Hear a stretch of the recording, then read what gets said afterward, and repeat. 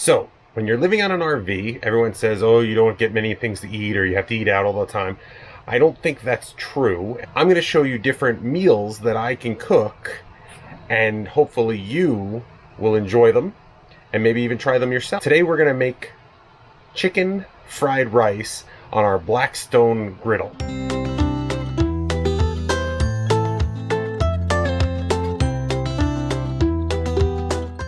So we're going to make chicken fried rice, and these are the ingredients that you're going to need.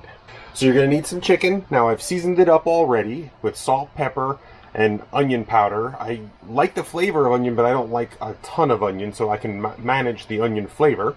I got chicken tenders to make it easier just to cube them up a little bit more uniformly. You want them about the same size so that they'll all cook at the same temperature and speed. Then we have our veggies. We've got a collection of celery, carrots, and water chestnuts. My lovely assistant Anne has trimmed up the celery and carrots for me. We get stalks of celery and then little baby carrots because you don't have to, all you gotta do is chop them. We then use frozen rice, Japanese rice, either jasmine or another kind. You can get them from Trader Joe's, which is where we get them. Also, P.F. Chang's has them in the grocery store. We'll need 2 raw eggs, some sesame seed oil, some olive oil, some tamari soy sauce. We like that because it's gluten-free and has more richer flavor. And then I'm going to finish it off with some sesame seeds at the end. So we're going to stop here and we're going to go out and start cooking. All right, so we've got our Blackstone griddle. We have the 22-inch. It was the only one that was in stock at the time, but I'm actually glad because it gives me 2 different zones and it'll be very helpful on a dish like this. We're going to start with our olive oil. We're just going to put it down,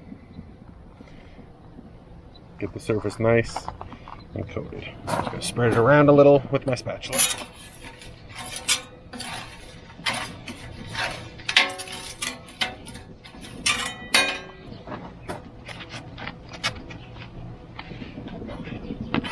Is there a certain type of chicken you prefer? I like usually chicken tenders because it makes it easier to, it's all white meat and it's easier to make them uniformly cut, which I like because it makes the cooking time a little bit more even and the prep time a little quicker. Nice. Chicken's starting to brown. Just letting it cook through.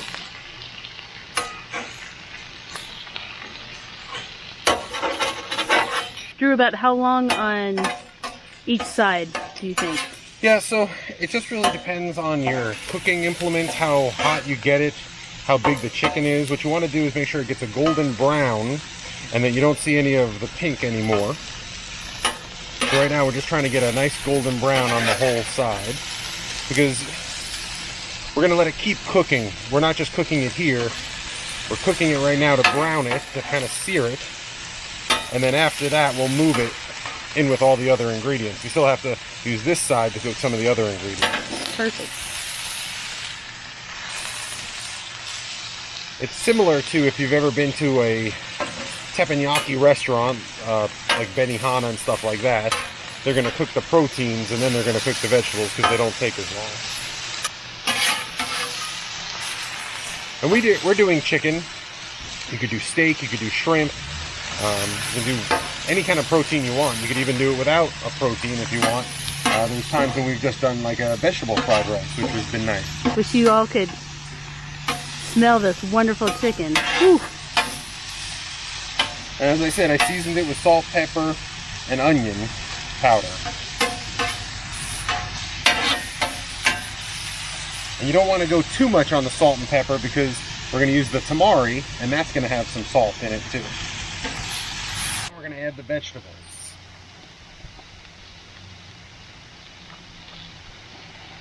We're going to put there's a little oil down already. We're going to add the butter.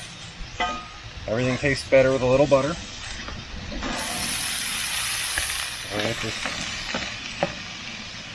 It's obviously important to keep the grill oiled up.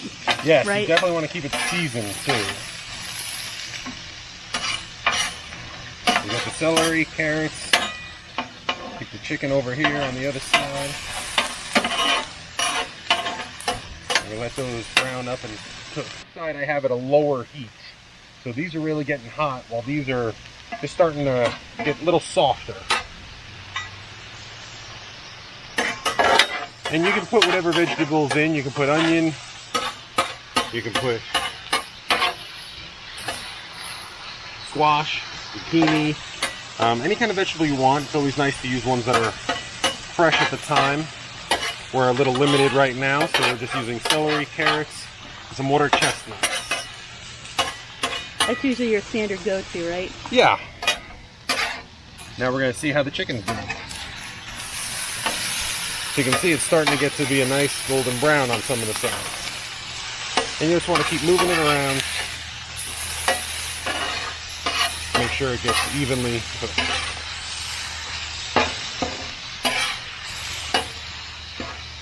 Try and keep everybody separate.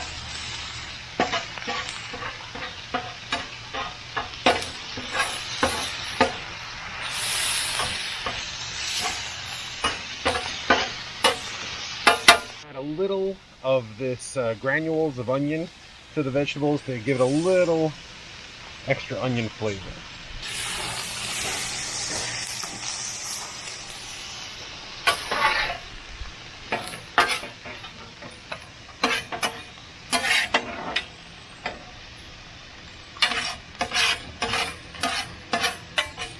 And you don't want to get those vegetables too hot right away, right? You know, you don't want them burning. And let me just be clear about this. I have no formal training. Most of this I just kind of got by watching teppanyaki.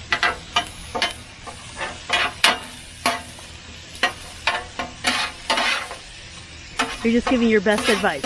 Exactly. I am not a professional chef.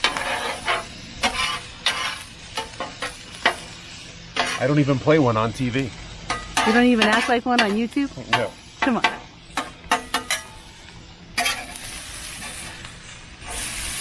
You can see the chicken is really getting there. And you don't want to cook it too long because you don't want to make it dry. So now we're going to bring the heat down a little on the chicken side, because we're about to marry them together.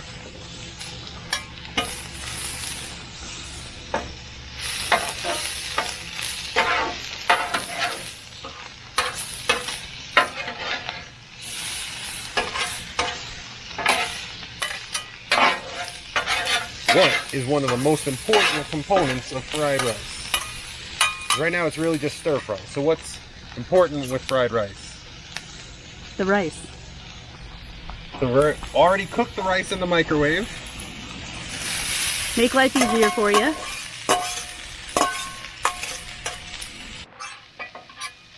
We've got the rice on. Now we're going to add the flavor. What's the flavor? We're going to add the soy sauce. Perfect. Which serves two purposes.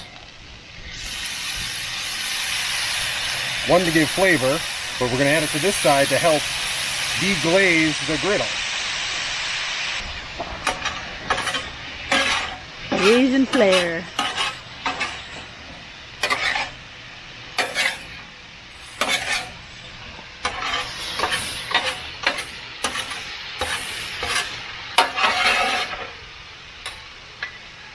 Helps to have two spatulas. I have nice long ones that came in a kit with the Blackstone. But it helps to move it around a little easier. Nobody gets left behind.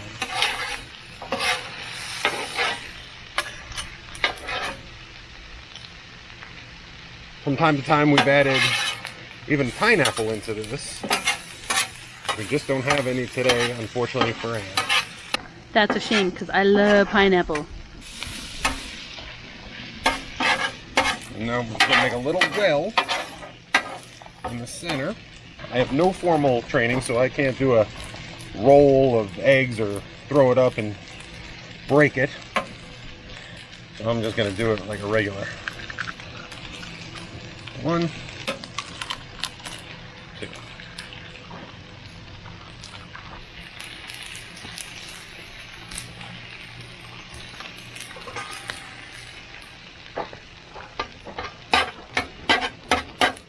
We're going to make kind of scrambled eggs in there. The egg's going to spread throughout. Now, anyone who knows my wife knows she does not like eggs. This is about the only way I can get her to eat eggs. That is very true.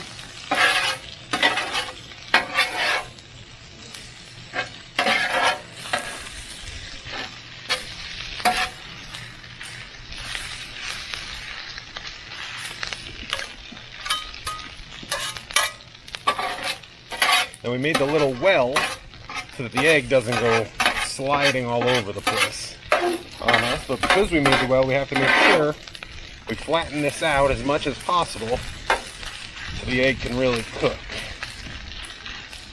And we want to fry the rice. Fried rice. What? Mind blown.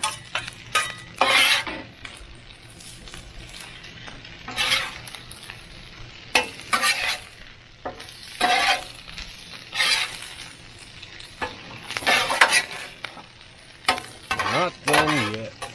So now you're just flipping it to get the egg that was on the top on the bottom. Right, and to evenly cook it throughout. Sure.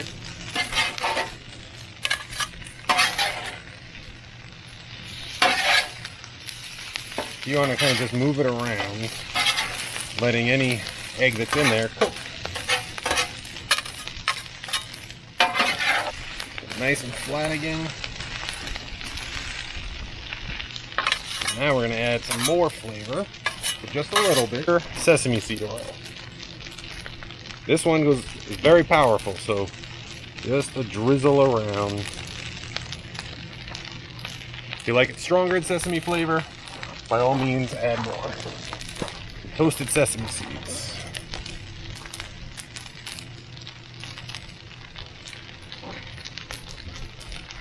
A couple of handfuls.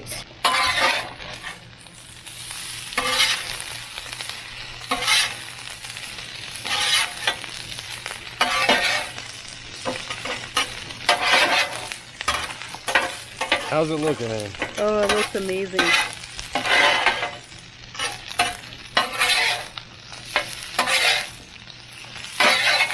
You can see the egg's all cooked through. There's little bits of it fried up in there.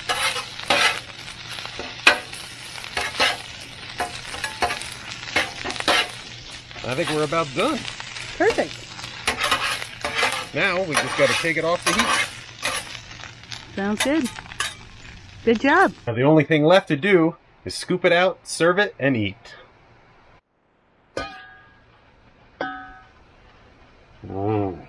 This looks good. Yummers!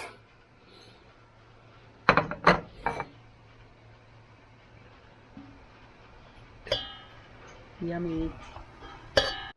The most important thing, the first bite. This looks really good. Little bite of the chicken and some rice. That was really good. Thumbs up to my cook.